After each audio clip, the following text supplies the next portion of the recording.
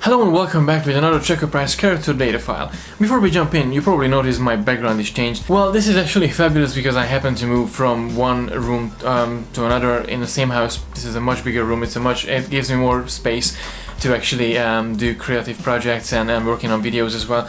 So in the future it will be this. I really hope you're gonna enjoy the content in the future as well, despite a new background. The quality is gonna be the same. Well, more or less the same. So let's jump into today's character data file when we're going to talk about Dr. Leah Brahms. In the case of Leah Brahms, we're actually talking about two different persons, the hologram and the Starfleet engineer. The first appearance of Leah Brahms was in the episode Booby Trap, that's from Star Trek: The Next Generation. In 2366, the Enterprise ran into an alien energy field, an ancient energy trap. The energy was draining and the crew got exposed to radiation as well, so the situation was quite deadly, and they wanted to resolve the problem to re-engage the warp drive and the impulse engines as well. But they always got into a trouble, so Geordi recalled the original schematics in a holodeck, and obviously he recalled the creator, the contributor of the warp engine. That was Leah Brahms. So Leah Brahms came across in this holoprogram. The computer basically generated a psychological profile based on the 2363 Composium. Dr. Brahms? Geordi. It's me, Leah. Don't start calling me Dr. Brahms or I'll call you Commander LaForge. Right. So Leah Brahms came across as a really friendly recreation of herself. The second appearance of Dr. Leah Brahms was in the episode Galaxy's Child. So Leah Brahms basically came aboard the Enterprise to inspect these new upgrades that Geordi implemented to the Enterprise engines, but she wasn't really happy with the improvements. So you're the one who's fouled up my engine designs.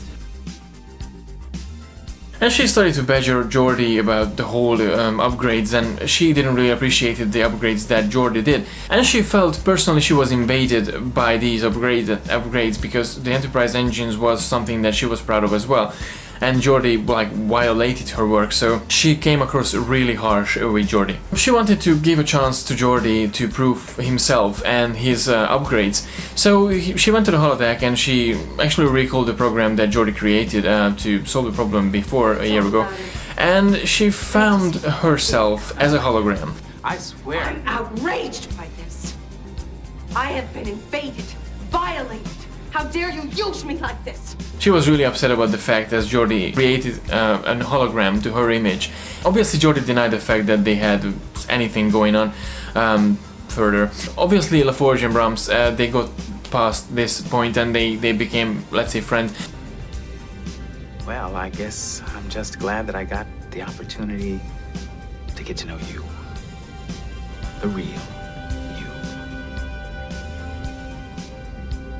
Me too.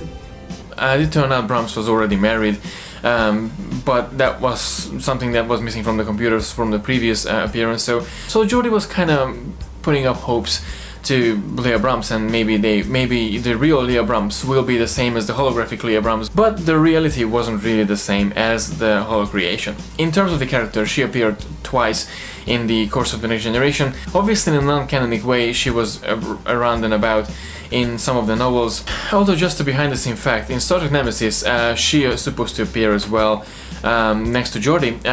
We all remember that scene with Geordi and Guinan. They've been talking over a drink, and that scene is supposed to be between Geordi and Leah Brahms, but Susan Ghibli, who played the character, she wasn't available by that time, so they sort of wrote out her character. So in terms of the character of Leah Brahms, we can't really say more because this is what it is. We got to see the holographic version, the creation that Geordi created, and we got to see the real Leah Brahms as well, who came aboard the Enterprise and interrogated Geordi's work and what he done with her engine. I know she's kind of a secondary character that appeared just in one or two occasions in the course of the series. So in terms of the life of Geordi, I think she made a little contribution as well. In the last character data file, we talked about Reginald Barclay, who had a sort of medical problem with holo addiction. In terms of Leah Brahms and Geordi, we really got the same sort of situation, and Geordi basically falls in love the holo creation of Leah Brahms. And obviously in the episode Galaxy's Child, when she came back in the second time as a character, And her statement really made me think, okay, if you have a holodeck and you recreate someone and you actually fall in love with that someone in the holodeck, so in this case you basically fall in love with an idea and an imagination, not the real person itself. So it's quite dangerous, and there must be some regulations about towards this, but who knows how many people in the 24th century actually addicted to holo creations and holo personnels. So that was my little character data files about Leah Brahms. I know it was a kind of a different, because I didn't really go into the character history about Leah Brahms, but I think she was the character in Star Trek: The Next Generation that was a significant part of Geordi, as I mentioned before. Now you know there's a holographic version and there's a real version, and the two don't really come across the same way. So let me know in the comment section below what did you think about Leah Brahms as a character in Star Trek: The Next Generation, and obviously what do you think about my new background. So yeah, this background is gonna be something that might change eventually over time. I'm still finding my way around this in this new place, so, and I think this is really an upgrade to TREKKERPRISE as well. So yeah, that was it for today, guys. Thank you very much for watching. Please don't forget to like and share the video, and don't forget to subscribe to receive all the geekiness twice a week. And until next time, live long and prosper.